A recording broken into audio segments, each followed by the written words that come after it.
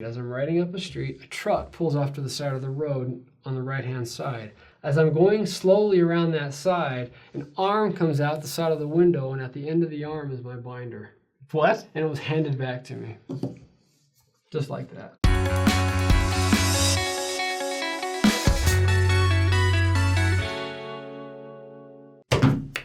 Hey, how's it going? Welcome back to Saints Unscripted. I'm Taylor, and today we have a very special guest. This is Doug Crockett. Doug, do you want to introduce yourself a little bit? Sure. Thank you, Taylor.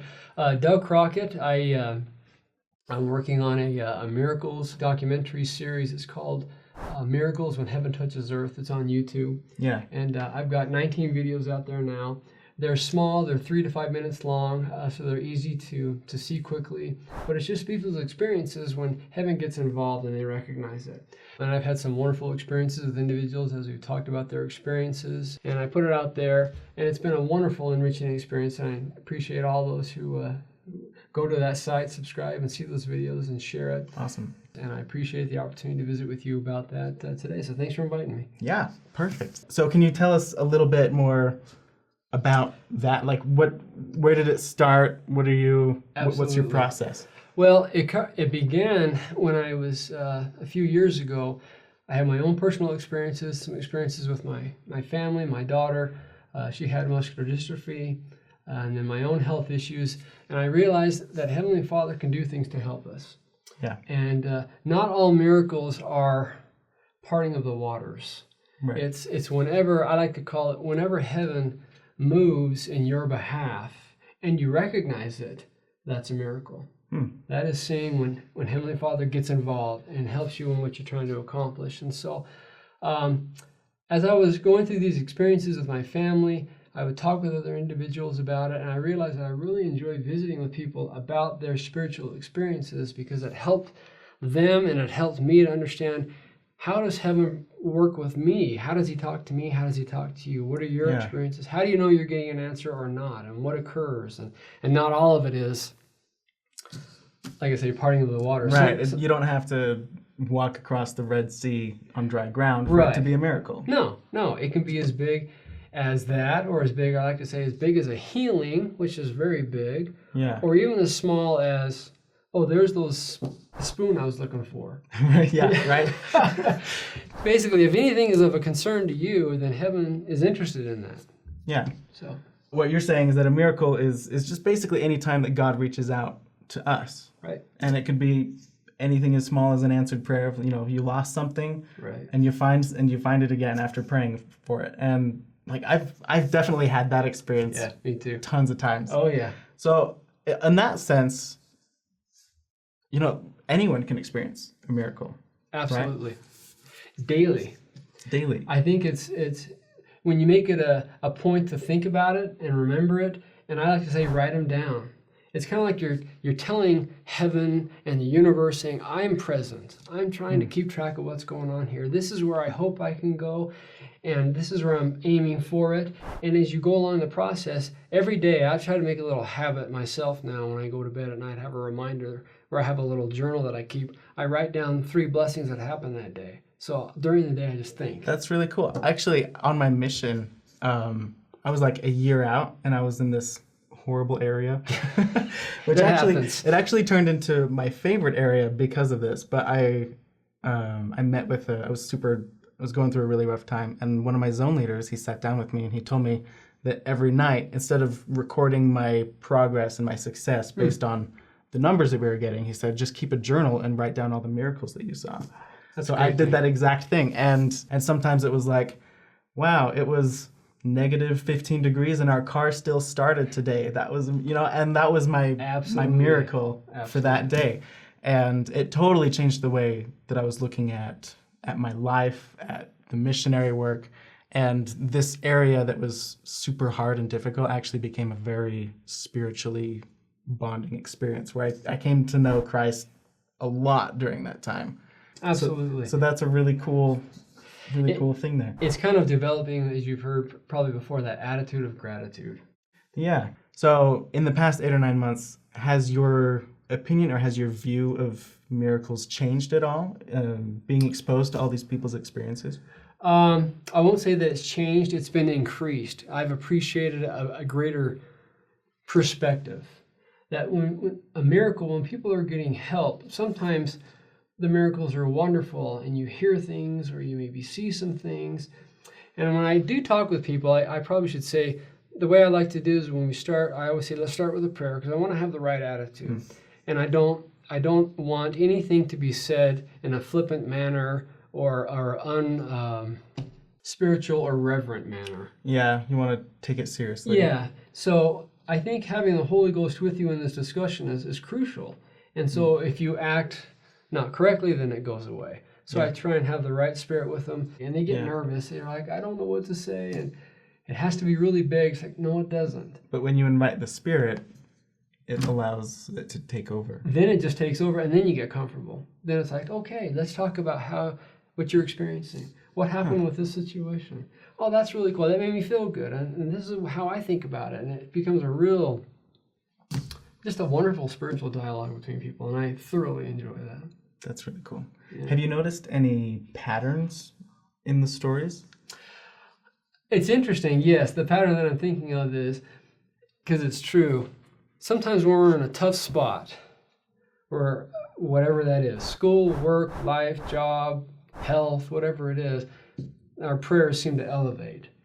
And so whenever people are in those kinds of situations, they give more focus to it. The one that I'm thinking of, she was in a spot where it was just a great experience, and her health was fine, but she got sick one day to where she fell over and couldn't get up and then had to wake up and what's going on here? And how am I not hurting? Because I fell pretty far. So there's some really experiences where they've had a lot of groundwork of spirituality kind of there. And then something happens that makes me go, Heavenly Father, I need your help. In fact, I need it right now. If you can get involved and help me. And then some things started to come out from that. And some are big, some are little, but they're just wonderful because they said, Heavenly Father stepped in and helped me. Someone helped me lay down gently. I don't know who, but someone did. And I go, that's wonderful. Yeah. I like that.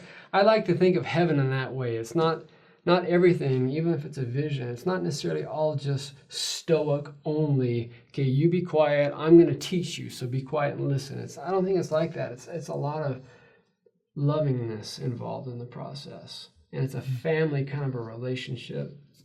And so, the spiritual experiences they're telling me are not always just the dun dun big stuff. They are big. I think it's very big, but it comes in a very kind, loving, warm, gentle way, and it means something to them. And I appreciate when we can have the Spirit together, then I can feel it too. So really, the great blessing, I get to relive and experience those experiences they've had myself, and it just buoys me up. Yeah, that's really cool. Have you seen any like an increase in miracles in your own life since doing this? Yes. Have the miracles increased because I've started this? I don't know if that's the answer so much as I've been more present. I'm more cognizant. More aware. Yeah, I'm more aware. I'm writing it down, and I'm trying to be more of this is what's happening to me, and I'm thankful for it because I want God to know that I'm thankful for it. And then it starts to happen more often. You start to notice things happening more often, and it becomes a relationship, and it's wonderful because I think that's more important than anything is our relationship with God. Yeah. It's not just here's what you got to do, but let's work this through as we move forward. Let's have a dialogue. Yeah. Throughout the day, throughout the week. Good days and bad days happen all the time. Yeah. And I think it's okay for God to know that. Yeah. And I think sometimes we give God, too much room. Like you already know how my day is going, so we don't really open up personally about those kinds of things. That's a really good point. Whereas like he doesn't care so much like to hear about it, but he wants you to express that to him. It's not for his benefit, it's for yours, right? That's a good point. Well said. He already knows that, and that's fine. But when we voice it, we just say this, and I think it's okay to say this. This was really hard. I don't really even know that I didn't like that. That was tough. I'm sorry I had to go through that. It's kind of like when we say those things, it's not that we're getting mad at God. albeit it's okay to do that too, I think. We have those days. We're like, yeah, this is rough. It happens. And if we just fake it all the way and say, oh, I'm fine. No, you can be honest. This is really hard. I'm not throwing in the towel. I'm just saying it was hard. It sucked. Yeah. This is awful. That's a better way to put it. Yeah, I agree. It's kind of we come to those points of life and experiences as a decision point. You can go down this way, you can go this way. This way here says, this is terrible. I don't like it. God, you don't know what you're doing, so I'm out. Which is horrible. Or we go down, and that's pride. Yeah. I'm out. The faith side says, no, it was still tough. I didn't like it. I'm frustrated. I don't get it.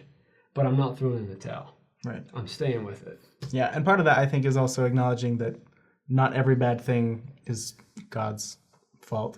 That it was even his will in the first place. It's not a punishment. No, sometimes that's just life, and you're just dealing with it the best you can. And when you have that sort of dialogue, that's when you start inviting miracles into your life. Absolutely. And even if you're not inviting miracles into your life, you're at least allowing yourself to be more receptive, involved. You're saying, I'm present, I'm listening. Mm-hmm. I'm listening. Oh, okay, then I'll maybe say something. Yeah. And then Heavenly Father can do, as I like to think, come put his arm around you and say, I understand that. I'm not going to tell you, don't worry about it, that was easy, because then you're deflating what I experienced. Yeah. But it's like, no, I understand that, and that's okay. And you go ahead and take a breath. I like to say, would you like a glass of orange juice? That's what I like to say. It's a spiritual glass of orange juice. I love that. Orange juice is the best. Yeah. It's so sometimes when we're having those things, sometimes you want to just say, I already know the answers, I get that, but just, this has been rough on me. This has been hard. And he just comes up and gives you one of these. Just sit down. Just, you're okay. I love you. Just have a seat. Yeah. And I'll give you a glass of orange juice, and let's just relax and talk for a minute. And sometimes that glass of orange juice comes in the form of just a peaceful night's sleep, a good feeling, or sometimes it's, an answered prayer. Yeah. It happens more often than I, and I'm sure others, realize. Yeah, it's sure. Like, he's talking to you all the time. Am I hearing it? Not all the time. You just got to open your ears a little bit sometimes. Maybe open your eyes. You're exactly right. So for those people out there who feel like they don't see a lot of miracles in their life, what would you say to them so that they can begin to see more miracles? Absolutely. Like, how do you invite miracles into your life? I love that. Thank you for asking. When I first started this process, I talked with some people in my neighborhood, and I says, I'm going to make this video, and I want you to participate with me. And I asked some people that I knew could probably do this. I said, all I want you to do for the next week is write down what you notice. Just tell me anything that you notice that when heaven moves in your behalf, big, small. And so I try and tell them, we think of miracles as all the big stuff, that's fine, but I think it's also the little things, whenever your prayers are answered. And so you just say in your prayers to Heavenly Father, I'm going to pay attention more. And to show that, every night before I go to bed or during the day or whenever you decide to do it, I'm going to write down what's happened. And even if I'm ready to go to this level, as soon as it happens, I'm going to write it down. And so when you start to do that and you realize, oh, this was good. Oh, that was pretty good. Things you never noticed before. A good day, a bad day, the good weather or not. You start writing this down, then it gets bigger and more involved, and you realize a lot's been going on that I haven't noticed prior. And I feel like that is kind of an Alma 32 process where by doing that, it actually begins to grow your own faith. Absolutely. In miracles themselves. And like I was saying earlier with my experience writing them down on my mission, like that strengthened my relationship with God a ton, like tenfold. Yeah. It was like the difference between coming home and staying out on my mission, and wow. My relationship with God and with Jesus Christ was always, like we were saying earlier, it feels more like a partnership, like you have a dialogue throughout the week. And I think that, like, if you want a stronger relationship with your Heavenly Father, try looking out for all these little miracles everywhere, and then you'll see how close he actually is. Well said. That's exactly right. The experience that I did want to share, it came to me when you were talking, and I was thinking, should I or should I not? But I had an experience on my mission too. A lot of them happens there. It's interesting. The plan was I had a binder and my parents had a binder and they were identical. And the thing was, I wrote my letters out of this binder, sent them home, and then my mother would write letters out of her binder, send them to me. And then she would collect all my letters, I'd collect all her letters. At the end of my mission, we would just swapped binders. So here's your journal. So that was a great idea. So I just started on my mission, and I'd only been out, maybe even a week. So there's a little bit of homesickness still happening as I was getting myself situated. Yeah. I took the binder, we went to go do our laundry. And I went in the laundromat, I was doing my laundry, I was writing up some letters as the laundry was going. When the laundry was finished, I put it all back away and put it in the car, and we drove back to our apartment.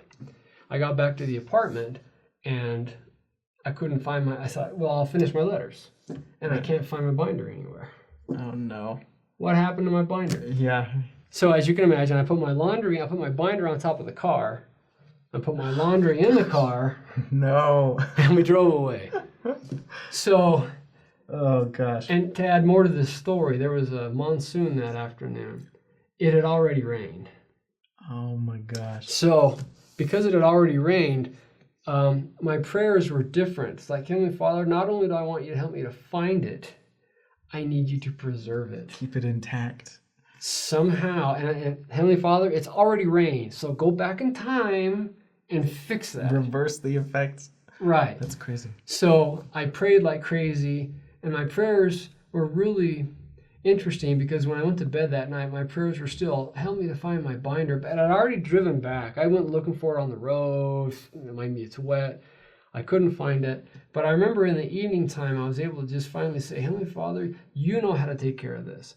And I don't. So I'm just going to know that you're going to take care of it. Somehow put it back in my hands. And that calmed me. I remember I just felt better. Thought, okay. Interesting. Yeah, it was new for me. Went to sleep, everything's fine. And the next morning, went and did normal mission stuff, the morning routine, go out and do proselyting, whatever. But in the afternoon, went to where you got your mail, you had to go to the post office. It was a small little town. Yeah. So I went to the post office. Yeah. I had one of those. Yeah. So pulled it out. There was a letter from my folks, and there it was on the right paper. I was like, I know what to do with this, but I don't know. Again, another prayer. Please, just bring it back to me because I don't know what else to do at this point. Went outside, got back on my bike, started riding up the street. As I'm riding up the street, a truck pulls off to the side of the road on the right-hand side. I'm carefully going around it because I don't want him to open the door and throw me into the street. Fair enough. So as I'm going slowly around that side, an arm comes out the side of the window, and at the end of the arm is my binder. What? And it was handed back to me. Just like that. Do you know who this person was? Yes, I do. He was the bishop of the first ward in the town that I was serving in. And he said, is this yours? And I said, how did you get this? And his story was this lady was driving down the road and saw this binder on the side of the road and decided to pick it up. She opened it up and my name was in there and it said Elder Doug Crockett. She was not a member of the church, but she knew that there were a lot of LDS people in that town. So she goes to the phone book, looks up the church, finds the first bishop she can find in there, and calls him. Do you know this guy? That's crazy. So he handed it back to me, and there's even a little piece more to that. I told that story on my mission to somebody that I was teaching, and her eyes got really big. And then she said to me, I'm the one that found your binder. No way. So, what? An incredible experience. How long after the fact was that were you teaching her? 3 months. Wow. 3 months later, I told that story, talking about how Heavenly Father will answer our prayers, and she was just like, whoa. That is so cool. And it just goes to show, like, that's another thing, is that sometimes miracles are carried out by other people around us. All the time. All the time. All the time. Everything we do is a miracle to help someone else. I agree completely. Wow. That's amazing.